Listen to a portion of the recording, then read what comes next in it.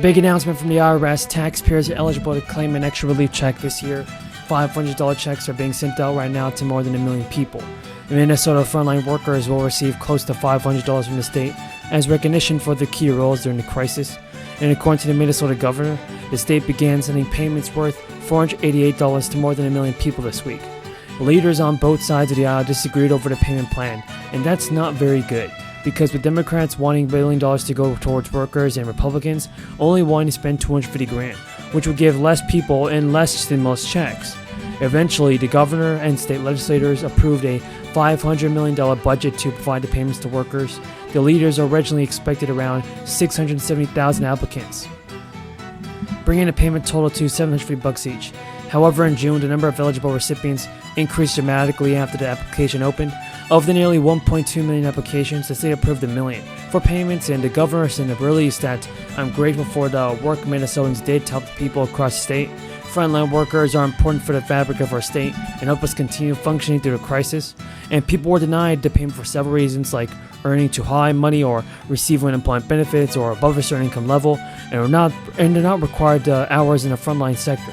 So the state received applications from several industries, including healthcare, long-term care, and courts, education, and food service, but eligible recipients will get their payment on as a direct deposit or prepaid debit card. And the Department of Labor and Industry has also released a report breaking down the number of payments for different industries 90 days after payments are processed. So state officials have actually said the final payments will not be taxed just yet but they're taxable at the federal level. So that's one thing to know. Taxable at the federal level. And not only that, but listen to this, everybody. Senator Wyden shared expectations for the 10-year investment, including customer service and technology, in a letter to the Treasury Secretary. That's what the commissioner said. Now, according to Senator Wyden, these priorities are on top of implementing tax provisions like clean energy credits, health insurance subsidies, and others. Wyden has said the funds would not be used to increase the audit rate relative to historic levels for those making less than 400 grand. Wyden also urged the IRS to improve the customer service because, let's be honest, that needs to be fixed.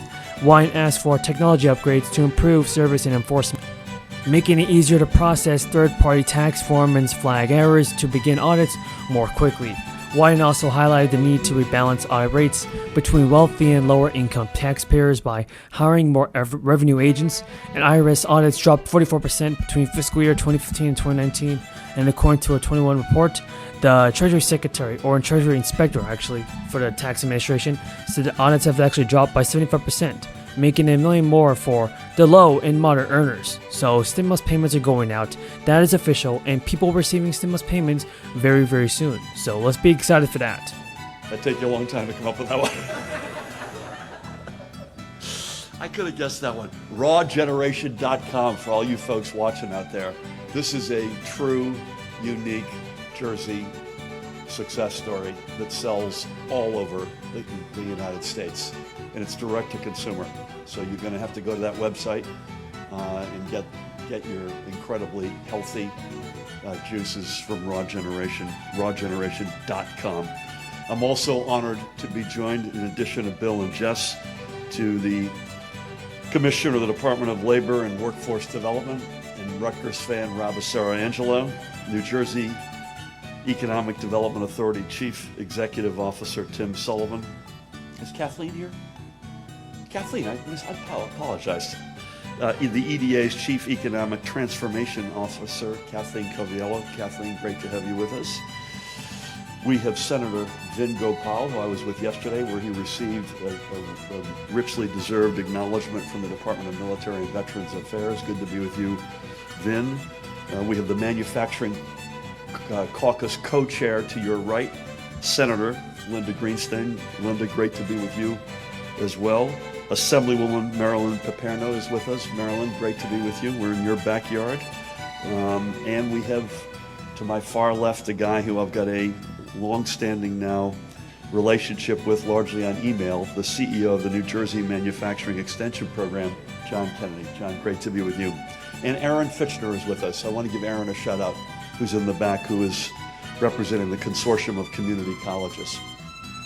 So today and together, all of us, we are proud to raise the curtain on the brand new New Jersey Manufacturing Voucher Program, or NJMVP. a $20 million investment through the state budget aimed at growing and supporting New Jersey's manufacturers and creating good-paying jobs along the way. NJMVP will provide manufacturers in targeted industries, including, importantly, companies in the food and beverage sector, like Raw Generation, that will provide them grants geared to cover up to 50% of the costs of purchasing new equipment or technology that will make their production operations more efficient and productive, and at the end of the day, more profitable. We're talking grants that will range from a minimum, I think, Tim, of $7,500 to a maximum of $250,000, depending on the cost of the equipment and installation. And manufacturers, wait, there's more. Manufacturers that are certified woman, minority, and veteran-owned businesses, including, again, a company like Raw Generation, and that are located furthermore in an opportunity zone or that are purchasing equipment made by another New Jersey manufacturer will be eligible for bonuses on top of that. For small or mid-sized manufacturers, NJMVP can truly be a business MVP. Now, allow me, if I may, to back up just for a moment. I first put forward our administration's economic vision actually 4 years and 2 weeks ago on October 1st, 2018. I made it clear that one of the key economic sectors we would put a special focus on was manufacturing.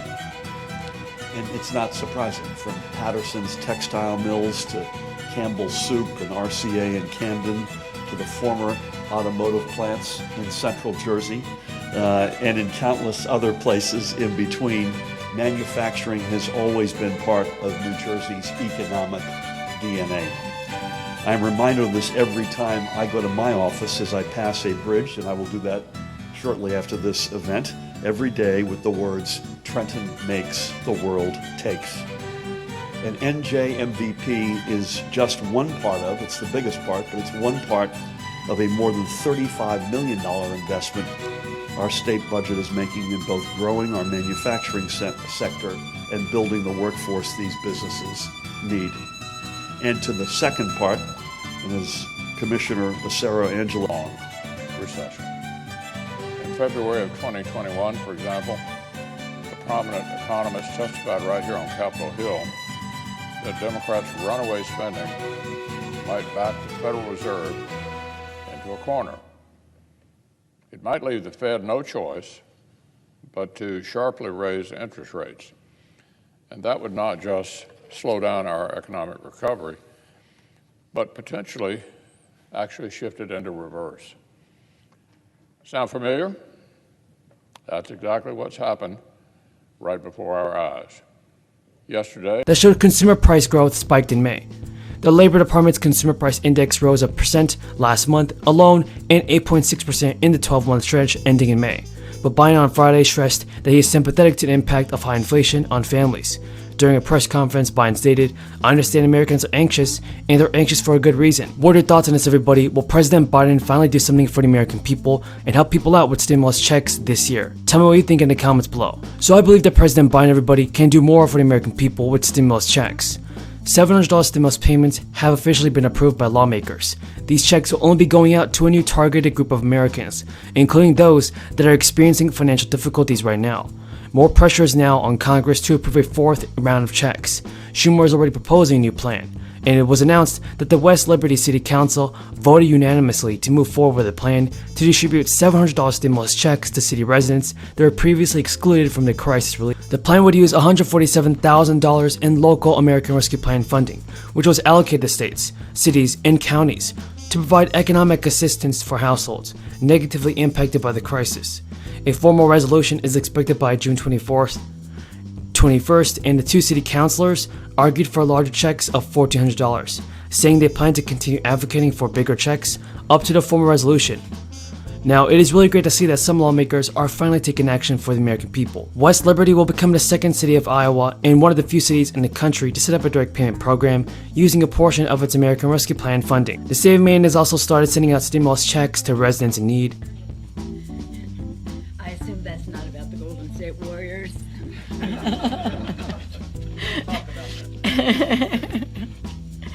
Good morning. morning, everyone.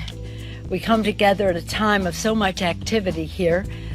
Within the hour or so, my understanding is that the Senate will be taking up the vote on the PACT Act, which honors our pact, our promise to our veterans on the burn pits legislation that was being passed. We're very excited about that. This week generally has been about affordability. Affordability at the kitchen table, affordability at the pump, affordability for America's working families. So I'm very proud that as we gather here right now on the floor, we have legislation that Maine sent out its initial wave of $5,000 checks and $50 each on June 1st, and intends to send 200,000 checks per week in the future. According to the Maine governor, the state stimulus was signed into law as part of the state's budget surplus in late April. I now yield myself 10 minutes, and thank you all for your patience. I'm the last questioner.